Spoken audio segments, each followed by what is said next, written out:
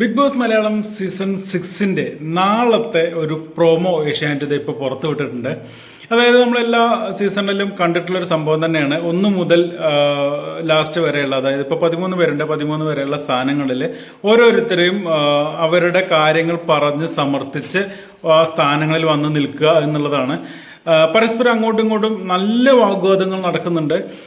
സിജോ കത്തിക്കയറും നമ്മൾ കാണുന്നുണ്ട്. അത് ആരെക്കുറിച്ചാണ് എന്ന് പറയുന്നില്ല. അതായത് ഇവിടെ എന്ത് ചെയ്യാനും മടിയില്ലാത്ത, എന്ത് കള്ളത്തരം കാണിക്കാനും മടിയില്ലാത്ത ഒരു വ്യക്തി എന്ന് പറയുന്നത് ഒരാളേ ഉള്ളൂ എന്ന് പറഞ്ഞുകൊണ്ടാണ് സിജോ സംസാരിക്കുന്നത്. എനിക്ക് തോന്നുന്നത് ജിൻഡോയെ കുറിച്ചാണെന്ന് തോന്നുന്നു.